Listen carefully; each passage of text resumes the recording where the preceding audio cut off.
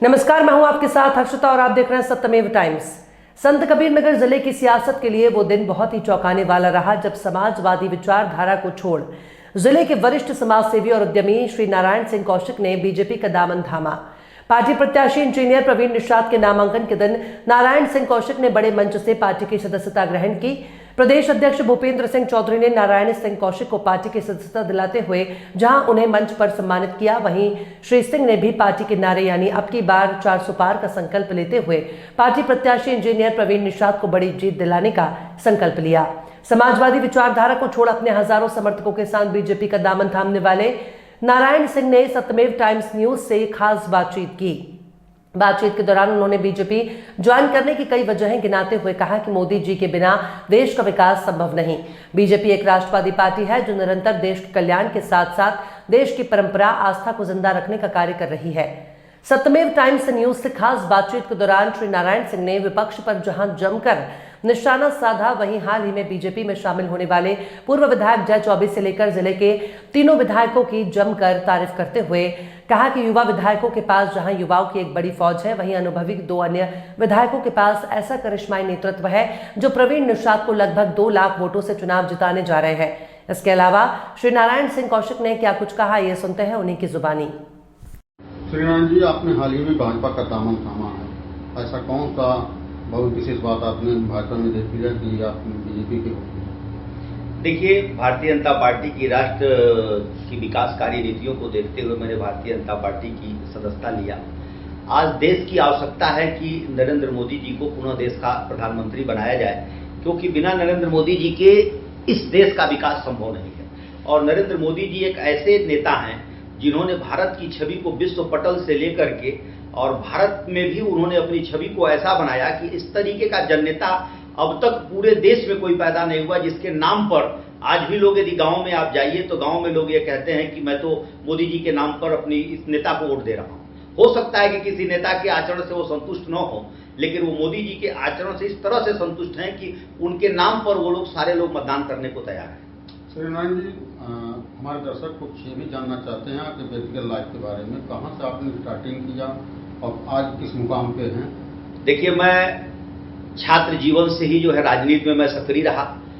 मैं 32 साल की अवस्था में नरेंद्र देव कृषि विश्वविद्यालय में कार्य परिषद का मेंबर हुआ, जो हिंदुस्तान के इतिहास में किसी भी यूनिवर्सिटी का सबसे कम उम्र का कार्य परिषद का मेंबर रहा। 32 साल का नौजवान जो है वो कार्य परिषद के बारे में जानता नहीं है, लेकिन मैंने कार्य परिषद में नरेंद्र देव विश्वविद्यालय में अमूल चूक परिवर्तन कराने में अपनी बहुत बड़ी महत्वपूर्ण भूमिका अदा किया। उसके बाद मैं 2010 में गोरखपुर फैजाबाद स्नातक निर्वाचन का चुनाव लड़ा। यह चुनाव पूरे विश्व की कह सकते हैं सबसे बड़ी कॉन्स्टिट्यूएंसी है, 17 जिले का चुनाव था। इसको मैंने पूरी मजबूती के साथ चुनाव लड़ा। बाद में किन्हीं परिस्थितियों बस मैं 16 के चुनाव में मैंने जो है समाजवादी पार्टी का दामन थामा और 16 के चुनाव में समाजवादी पार्टी द्वारा मुझे मजबूती से आश्वासन दिया गया, लेकिन किन्हीं कारणों बस मुझे टिकट नहीं मिला। लेकिन समाजवादी साथी जितने थे उनके द्वारा मुझे मजबूती से समर्थन दिया गया और हमारा टिकट न होने पर तमाम साथी हमारे निराश हुए और उसका परिणाम आने वाले चुनाव में समाजवादी पार्टी को भी भुगतना पड़ा कि उनका प्रत्याशी जो है 5000 वोट में सिमट गया। समाजवादी पार्टी में अब तक आप रहे थे, भाजपा में अब आए हैं, यहाँ प्रत्याशी हैं प्रवीण निषाद, सपाहियों का कहना है कि ये हार के घर वापस जाएंगे। मैं देखिए 2019 में ही मैंने समाजवादी पार्टी को छोड़ दिया था और आपको बताऊं कि मैं व्यक्तिगत संबंधों की कड़ी में मैं स्वर्गीय भाईचंद यादव जी का साथ मैंने 2019 के चुनाव में दिया था। उस चुनाव में आपने देखा कि सपा और बसपा का एक मजबूत गठबंधन था।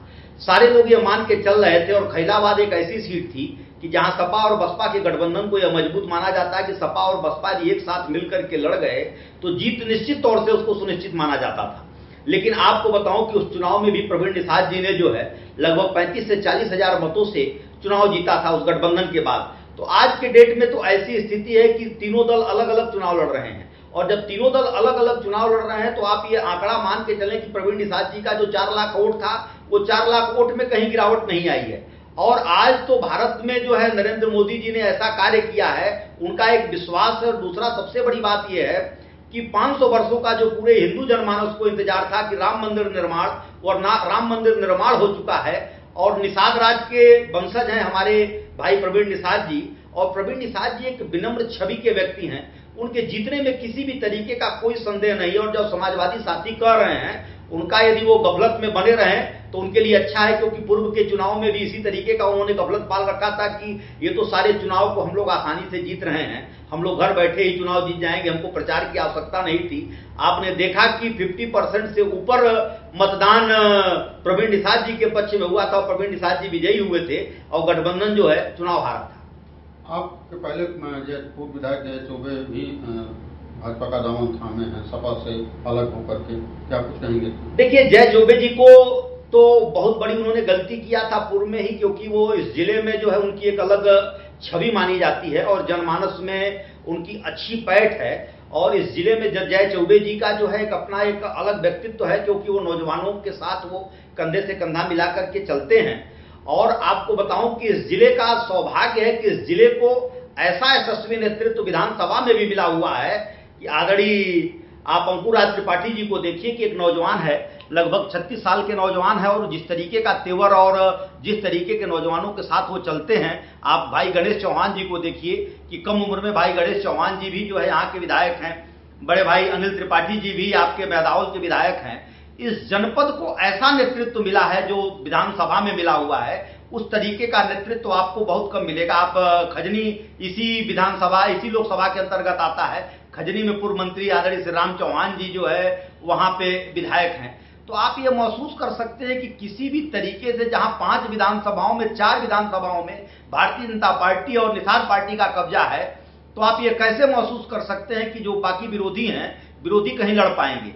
जहां तक आपने बात किया कि शामिल होने का, तो भारतीय जनता पार्टी का तो कुनबा दिन प्रतिदिन बढ़ता जा रहा है, और भारतीय जनता पार्टी का यदि कुनबा बढ़ रहा है तो आप इससे मान के चलें कि भाई प्रवीण निषाद जी के क्रियाकलापों से भी लोग संतुष्ट हैं, और भारतीय जनता पार्टी के ऊपर विश्वास जता करके सारे लोग भारतीय जनता पार्टी की सदस्यता को ग्रहण कर रहे हैं।